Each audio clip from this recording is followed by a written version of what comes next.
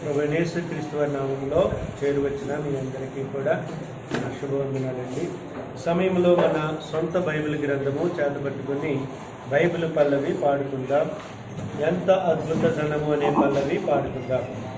ఎంత అద్భుత ధనము అనంత దైవవరము దివ్య గ్రంథము నేను కలసి యాత్ర వెళ్ళెదం.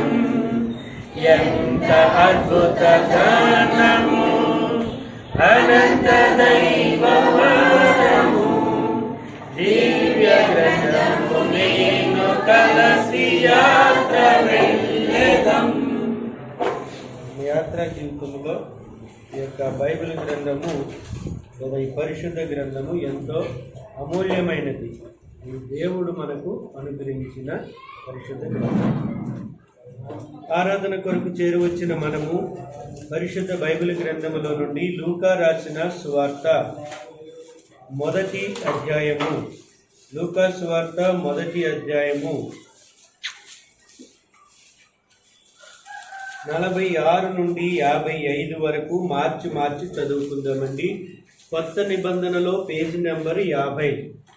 ప్రతి ఒక్కరూ పరిశుద్ధ గ్రంథం ఉన్నవారు తీయాలి, లేదా ప్రక్క వారిని తీసి సహకరించమని అడగాలి. ఆ రీతిగా పరిశుద్ధ గ్రంథం తీయడం నేర్చుకోవాలి. లూకా సువార్త మొదటి అధ్యాయము 46 నుండి 55 వరకు మార్చి చదువుకుందాం. అప్పుడు మరియా ఇట్లనెను, నా ప్రాణము ప్రభువును ఘనపరుచుచున్నది, నా ఆత్మ నా రక్షకుడైన దేవుని యందు ఆనందించెను.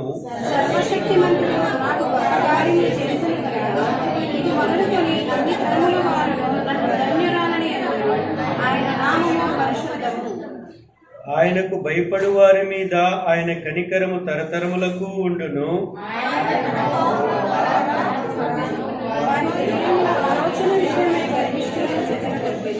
సింహాసనముల నుండి బలవంతులను పడద్రోసి దీనులను ఎక్కించెను.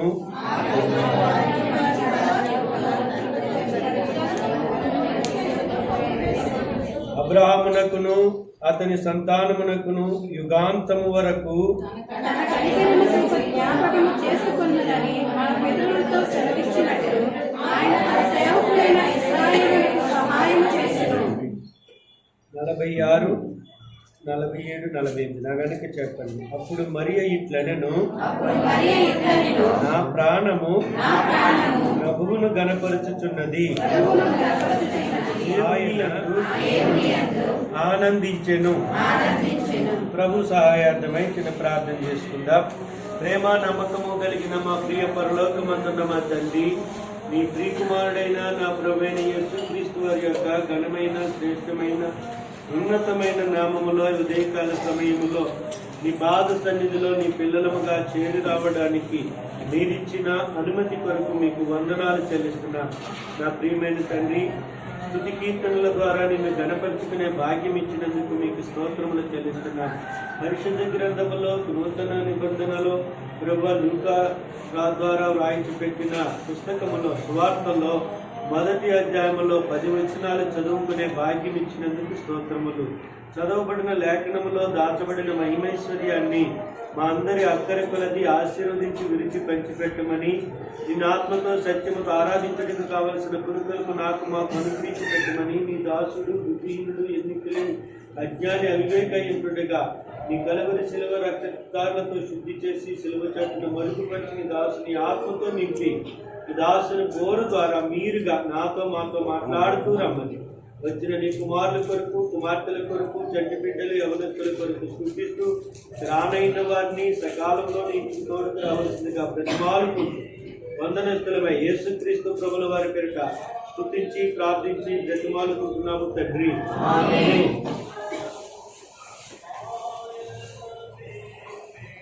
డిసెంబర్ మాసము వచ్చింది అనగానే క్రైస్తవ లోకానికి పండుగ నెలగా ఆచరిస్తారు కదండి. డిసెంబర్ 1 మొదలుకొని ఇక జనవరి 1 వరకు కూడా ఏ నెల అంటారు? ఇది క్రైస్తవులకు పండుగ నెల, క్రిస్మస్ నెల, డిసెంబర్ నెల అనేది అన్యులు కూడా అంటూ ఉంటారు. ఇక మన వాళ్ళు కూడా డిసెంబర్ 1 నుండే కొన్ని కార్యక్రమాలు చేస్తూ ఉంటారు. మొట్టమొదట ఏం చేస్తారండి అమ్మా? స్టార్ పెడతారు. పెట్టడం తప్పని మేము అనడం లేదు, కానీ మనము మాత్రం పెట్టమంతే. ఎందుకంటే మీరే ఒక స్టార్ లాగా ఉండాలనేది దేవుని వాక్యం. దానియేలు గ్రంథములో 13వ అధ్యాయంలో ఆయన చెబుతారు. చూడండి ఆ మాట ఒకసారి. దానియేలు గ్రంథము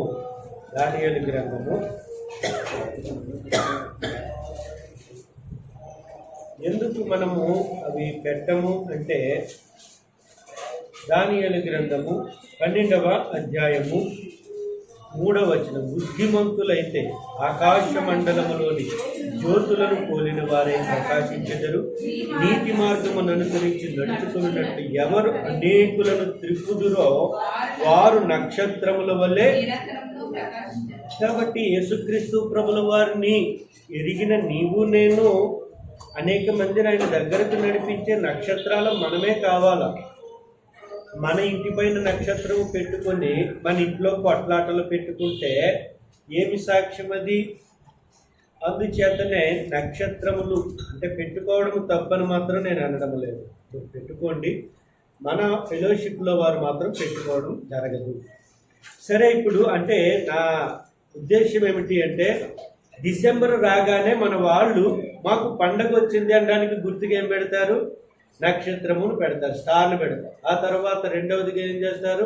సామాన్లన్నీ శుద్ధి చేసుకుంటూ ఉంటారు, ఇల్లులు బాగు చేసుకుంటూ ఉంటారు, ఆ తర్వాత వస్త్రాలు చేసుకుంటూ ఉంటారు. ఇక 25కి వచ్చేసరికి ఏం చేసేస్తారు? ఆ రోజంతా పిండి వంటలు వండేసుకొని అందరికీ పంచి పెట్టుకుంటూ ఉంటారు. ప్రియమైనటువంటి వాళ్ళరా, అసలు క్రిస్మస్ అనేది క్రీస్తును ఆరాధించడము, ప్రభుల వారిని ఆరాధించడమే క్రిస్మస్. రెండవది, క్రిస్మస్లో ఉండిన మరొక ముఖ్య ఉద్దేశం ఏంటి అంటే, దేవుడు మన కొరకు ఆయనని ఇచ్చినాడు, ఆయన కుమారుడిని ఇచ్చినాడు. కాబట్టి మనము కూడా నిజమైన క్రిస్మస్ ఏంటి అంటే ఇతరులకు ఇవ్వాలి. ఈ నెలలో పేదలకు ఇవ్వాలి, ఇతరులకు ఇవ్వాలి, లేని వారికి ఇవ్వాలి. ఇవ్వడమే నిజమైన క్రిస్మస్, ఆయనను ఆరాధించడమే నిజమైన క్రిస్మస్.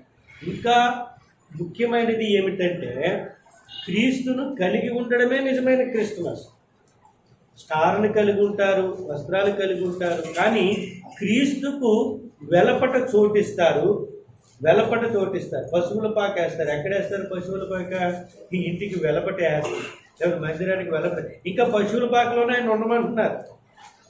ఆ రోజు సత్రంలో చోటు లేక ఆయన పశువుల తొట్టులో పరుండు పెడితే ఇప్పటికీ కూడా నువ్వు పశువుల తొట్టులోనే. అయ్యా, నువ్వు పశువుల తొట్టులో లేవయ్యా. ఎక్కడైనా చూస్తూ ఉంటాను నేను, పశువుల పాక వేసి అక్కడ పశువుల తోటి ఖాళీగా పెడతారేమో అని చూస్తాను. లేదు, ఎక్కడ ఖాళీగా పెట్టరు, అక్కడ చక్కగా బాలేసి పెడతారు. ఒకవేళ ఖాళీగా పెడితే వాళ్ళ దగ్గరికి వెళ్ళి, అయ్యా మీరు చాలా మంచి పని చేశారే, ఎందుకంటే ఆయన అక్కడ లేడు, ఆయన ఇప్పుడు ఎక్కడ ఉన్నాడయ్యా అని చెప్పుదారని నేను చాలా స్థలాలు చూస్తాను. ఎక్కడ ఖాళీగా పెట్టారు. అంతేత ప్రియమైనటువంటి వాళ్ళ ఆయనను కలిగి ఉండడమే నిజమైన. అందుచేత ఇప్పుడు ఈ నెలంతా కూడా క్రీస్తు పుట్టను. ఇంకా విచిత్రం ఏంటంటే, కొందరు మనకు ఒక చిన్న కాగితం పట్టుకొచ్చి ఇంటికి మన ద్వారబంధాలు కట్టించి క్రీస్తు నేడు పుట్టెను అని చెప్పండి. ఎప్పుడు పుట్టారట?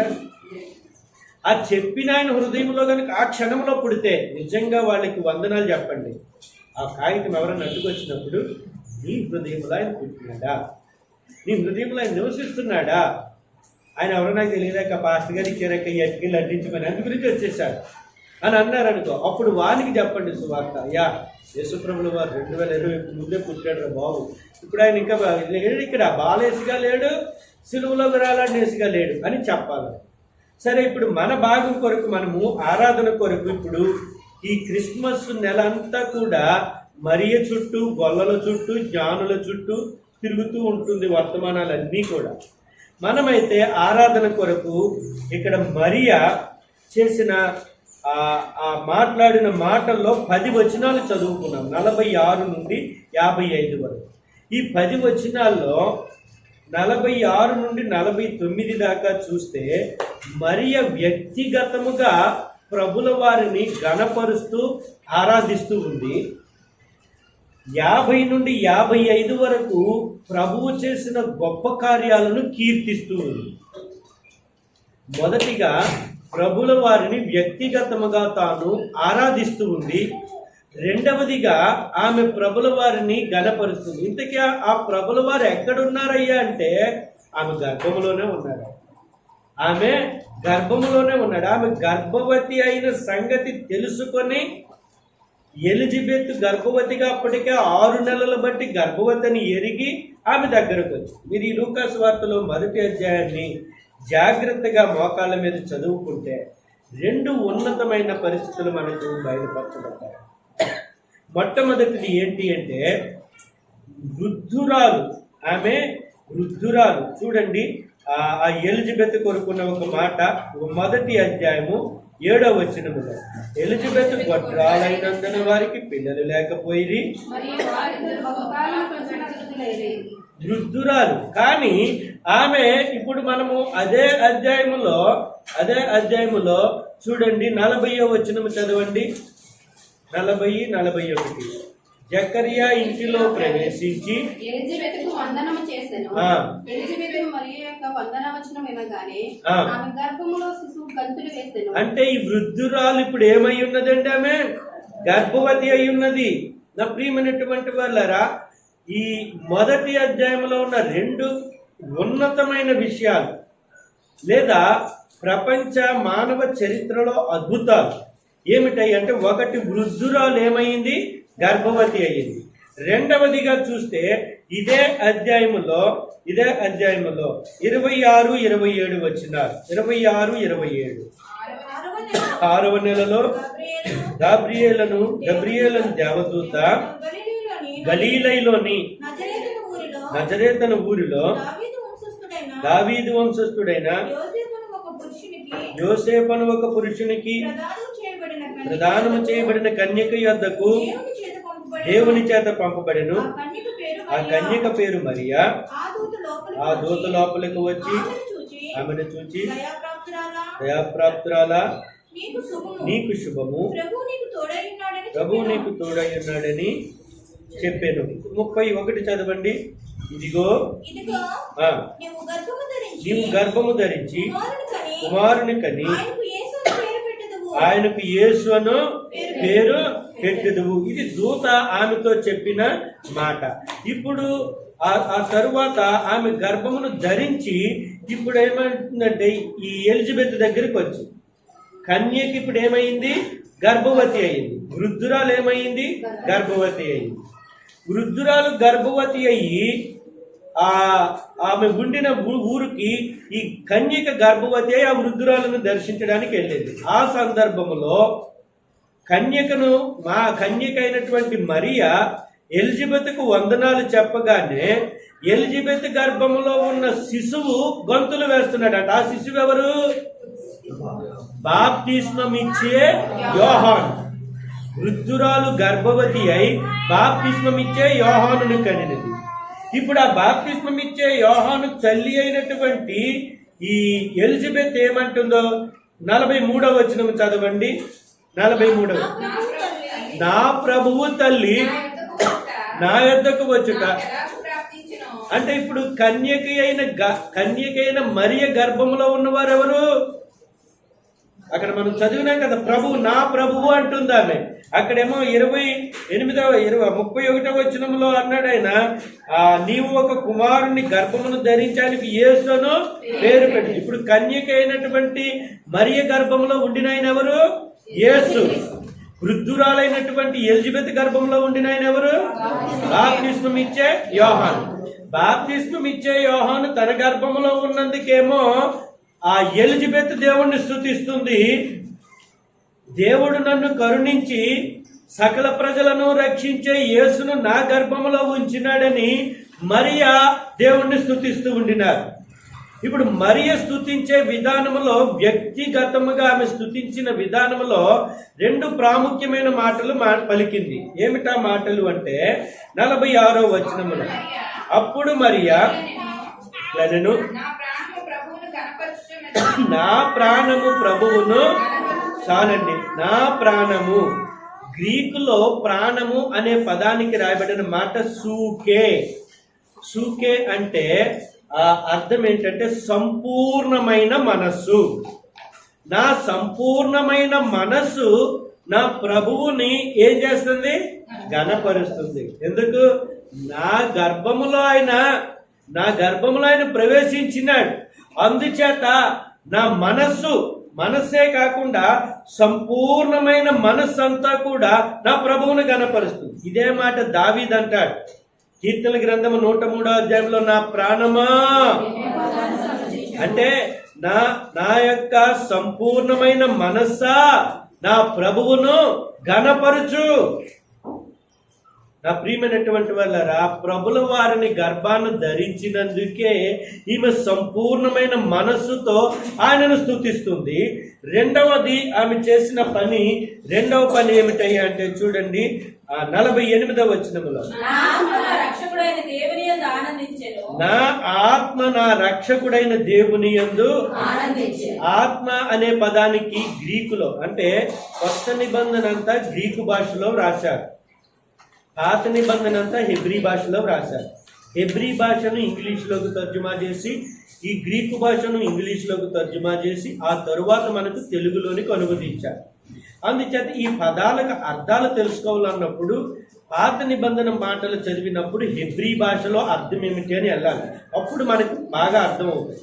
అలాగే కొత్త నిబంధనలో చదివినప్పుడు ఈ మాటకు అర్థం ఏమిటి అని గ్రీకు భాషకు వెళ్ళాలి. అక్కడ మనకు సంపూర్ణమైన అర్థం వస్తుంది. ఇక్కడ ప్రాణము గురించి సూకే అని చూసినాం, అంటే సంపూర్ణమైన మనస్సు అని. ఆత్మ అనే మాటకు అర్థం ఏమిటంటే న్యూమా అని అంటారు. గ్రీకులో న్యూమా అంటే వ్యక్తిగతము యొక్క మూలం, నా వ్యక్తిత్వము యొక్క మూలం. న్యూమా అనే మాటకు అర్థం ఏంటంటే నా వ్యక్తిత్వం యొక్క మూలం. ఇప్పుడు ఏమంటున్నది ఆమె? నా వ్యక్తిత్వం యొక్క మూలం నా రక్షకుడైన దేవుని యందు ఆనందిస్తూ ఉంది. ముందుగానేమో మనస్సుతో చెప్పింది, తరువాత రెండవ భాగంలో ఆత్మ దగ్గరికి వెళ్ళింది. ఇది క్రమం అన్నమాట. మనస్సుతో మనము ఆయనను ఘనపరిస్తే అప్పుడు ఆత్మలో మనం ఏం చేస్తాం? ఆనందించగలుగుతాం. ఆత్మలో ఆనందించగలిగితే మూడవదిగా ఏం చేస్తూ వచ్చిందంటే కీర్తిస్తూ వచ్చింది. అప్పుడు మనము ఆటలు పాడగలుగుతాం, కీర్తించగలుగుతాం, ఆరాధించగలుగుతాం, అనుభవించగలుగుతాం, ఆస్వాదిస్తూ నిజమైన ఆరాధన ఆయనకు చెల్లిస్తాం. మన మనస్సుతో ఆయనను ఘనపరచాలి. మన వ్యక్తిత్వం యొక్క మూలం అంటే మన ఆత్మలో ఆయన యందు ఆనందించాలి. ఈ రెండు విషయాలు మరియ చేస్తూ ఉంది. ఎందుకు మరియ చేసింది? ప్రభుల వారు ఆమె హృదయములో, ఆమె గర్భములో పడినందుకు, ఆమె గర్భములో ఆయన ప్రవేశించినందుకు సంపూర్ణమైన మనస్సుతో ప్రభువుని ఘనపరుస్తుంది. ఆత్మతో ఆనందిస్తూ ఆయనను ఆరాధిస్తుంది. ఆయన నా తరువాత కీర్తిస్తుంది. మరి మనం ఎందుకు ఆరాధించాలి? మరి మనం ఎందుకు ఆయనను ఘనపరచాలి? ప్రియమైనటువంటి వాళ్ళారా, మన జీవితంలో దేవుడు ఆ 1వ అధ్యాయంలో ఇద్దరిని మన కొరకు ఇచ్చినాడు. ఒకటి బాప్తిస్మమిచ్చు యోహానును ఈ భూమి మీద జన్మింపజేసినాడు, వృద్ధురాలైనటువంటి ఎలిజబెత్ ద్వారా. ఈ బాప్తిస్మం ఇచ్చే యోహాను ద్వారానే బాప్తిస్మము అనే ఒక ఉన్నతమైన కార్యక్రమము లేదా సాక్ష్యము వెలుపటకు వచ్చింది. అంతవరకు ఈ కార్యక్రమం కొరకు కానీ బాప్తిస్మము కొరకు కానీ ఒక అవగాహన లేదు. ఎప్పుడైతే ఎలిజబెత్ యొక్క కుమారుడిగా పుట్టిన యోహాను ద్వారా బాప్తిస్మము అనే విషయాన్ని వెలుపటికి తీసుకొచ్చినాడో ఆయన పేరే ఏం పెట్టబడిందంటే బాప్తిస్మం ఇచ్చే. ఇప్పుడు మనల్ని రక్షించబడ్డామా అనడానికి గుర్తుగా ఏమడుగుతూ ఉంటారండి? అమ్మ నువ్వు బాప్తిస్మం తీసుకున్నావా, అమ్మ నువ్వు రక్షణ తీసుకున్నావా? రక్షణ తీసుకుంటే వచ్చేది కాదు, ప్రభువు వారు ఇచ్చేది. అది రక్షణానందం అనేది మనం అనుభవించేది. బాప్తిస్మం అనేది ఒక సాక్ష్యం. ఆ బాప్తిస్మం అనే సాక్ష్యానికి మూలముగా ఎవరున్నారా అంటే యోహాను. ఆయనని ఇచ్చింది ఎవరు? ఇప్పుడు దేవుడు ఎలిజబెత్ అనే వృద్ధురాలు ద్వారా.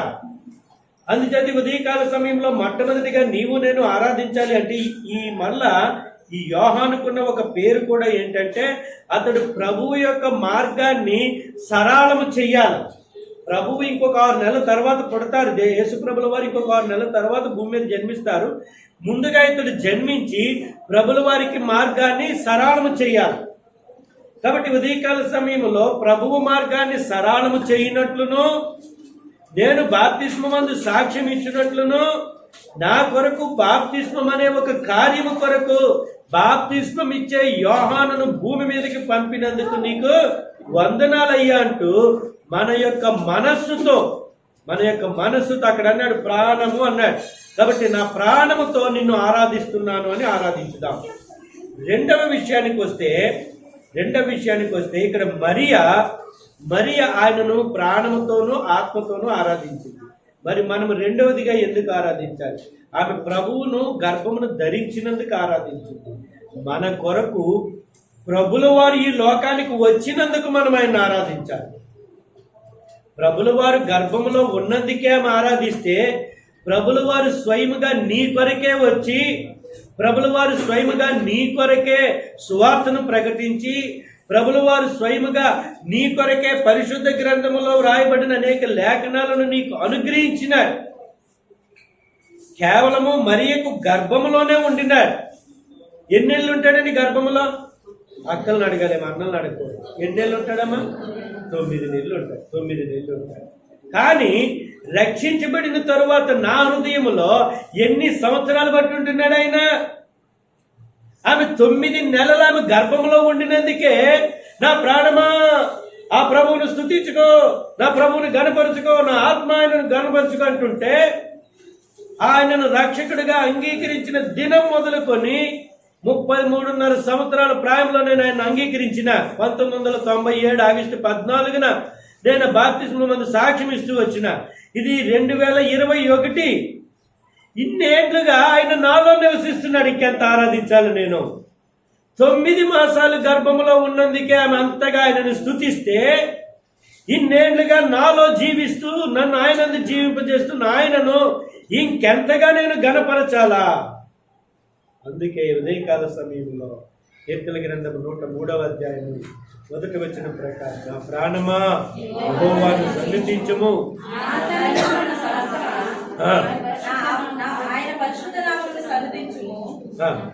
నా ప్రాణమా యెహోవాను సన్నిధించుము, ఆయన చేసిన ఉపకారములలో దేనిని, ఏ ఉపకారం చేసినాడు? ఇక్కడే దానికి జవాబు ఉంది. ఆ 47వ వచనంలో, ఆయన తన దాసురాలి దేన స్థితిని కటాక్షించినట్టుంది. ఆమె తన వ్యక్తిగత ఆరాధనలో ప్రాణముతోనూ, రెండవది ఆత్మతోనూ ఆయనను గణపరిచి, ప్రభువా నా దీన స్థితిని నువ్వు గణపరిచావు, కటాక్షించావు అని అంటూ ఆయనను ఆరాధించింది. మరి మనకేం చేసినాడు ఆయన? నా పాపపు స్థితిలో నేనుండగా ఆయన నన్ను కటాక్షించినాడు. నా వ్యక్తిగత అనుభవంలో నేను చెప్పగలను. నేను పాపిగా ఉండగా, దౌర్భాగ్యుడనై ఉండగా, ఎన్నిక లేనివాడనై ఉండగా, తండ్రి సంతానములో కడగొట్టువాడనై ఉండగా, నిష్ప్రయోజకుడనై ఉండగా, ఏ యోగ్యతలు లేనివాడనై ఉండగా ఆయన నన్ను కటాక్షించినాడు. ఎందుకు కటాక్షించినాడు? నీకే ఎరుకది. ఆమెను ఎందుకు కటాక్షించినాడు? దీనురాలై ఉండగా కటాక్షించినాడు. అందుకు ఆమె ఆరాధిస్తాడు. ఉదయకాల సమయంలో ఏ సహోదరుడా, ప్రియ సహోదరుడు, క్లుప్తముగా 1-2 మాటల ద్వారా, ప్రభువా నువ్వు నన్ను కటాక్షించి నా దేన స్థితిలో, నా పాపపు స్థితిలో రక్షణ కొరకు నన్ను సిద్ధపరిచినందుకు నీకు స్తోత్రములయ్యా. 9 మాసాలు మరియ గర్భములో ఉన్నందుకే ప్రాణముతో ఆత్మతో ఆయన నిన్ను ఆరాధించింది. రక్షించబడిన నాటి నుండి నా హృదయంలో నువ్వు జీవిస్తున్నందుకు నీకు స్తోత్రములయ్యా. అయ్యా, నా కొరకే నీవు ఆ మరియ గర్భంలో ప్రవేశించినందుకు నీకు స్తోత్రములయ్యా. నేను రక్షణ పొంది బాప్తిస్మం మందు సాక్ష్యం ఇచ్చినట్లు ఎలిజబెత్ ద్వారా బాప్తిస్మం ఇచ్చే యోహాన్ని భూమి మీదకి తెచ్చినావు, అందుకు నీకు స్తోత్రములు, వందనములయ్యా అంటూ సాగిలు పడి ఆయన మందిర సమృద్ధిలోనికి తీసుకుని రాబడిన భాగాలన్నింటినీ మీరు ఆశీర్వదించండి. ఆయన వారిని మీరు దీవిస్తూ రండి. వారి కుటుంబాలకు సమృద్ధినివ్వండి. వారి యజమానులను చేసే ఉద్యోగాలు, వ్యాపారాలు, చేతి వృత్తులు, డ్రైవింగుల్లో ఆశీర్వదిస్తూ రండి. వారి బిడ్డల చదువుల్లో ఆశీర్వాదం అనుగ్రహించండి.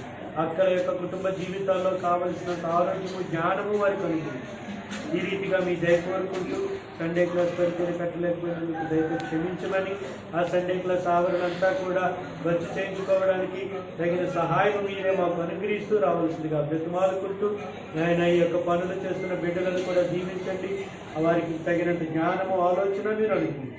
తిరిగి మీ బిడ్డలు వారి గృహాలకు వెళుతుండగా ఆయన మీ కృపా కాపుదల భద్రత ఇచ్చి మీరే సహాయపడుతూ సంవత్సరాంతంలో జరిగే పరిచయాలన్నిటి కొరకు వారిని, వారి యజమానులు, వారి గృహాలను సిద్ధపడుతుంది. మా ప్రభు అయిన యేసుక్రీస్తు వారి పేరుతో కృతజ్ఞతాస్తుతులను చెల్లించి ప్రార్థించి అతి వినయముగా బ్రతిమాలి వేడుకుంటున్నాము తండ్రి. అయిన దేవుని యొక్క శాశ్వతమైన ప్రేమ, ప్రభు అయిన యేసుక్రీస్తు వారి యొక్క నిత్యమైన కృప, పరిశుద్ధాత్మ దేవుని యొక్క అన్యోన్య సహవాసము, ఆశీర్వాదములు ఇప్పుడు ఎల్లప్పుడూ సదాకాలం సకల పరిశుద్ధులతో సార్వత్రిక సంఘముతో హెబ్రోను వాసులందరికీ ఉదయకాలం నుండి ఇంతవరకు ఆయన ఇంటికి వచ్చిన వారికి, హాస్పిటల్లో ఉన్నటువంటి కాకినాడ హాస్పిటల్లో రత్నకుమార్కు, జగ్గంపేట హాస్పిటల్లోని యేసుబాబన్నకు, అలాగే విజయవాడలోనే హాస్పిటల్లో ఉన్నటువంటి బాబుకు తోడై ఆరోగ్యం ఇచ్చి ఆశీర్వదించదము గాక. ఆమేన్.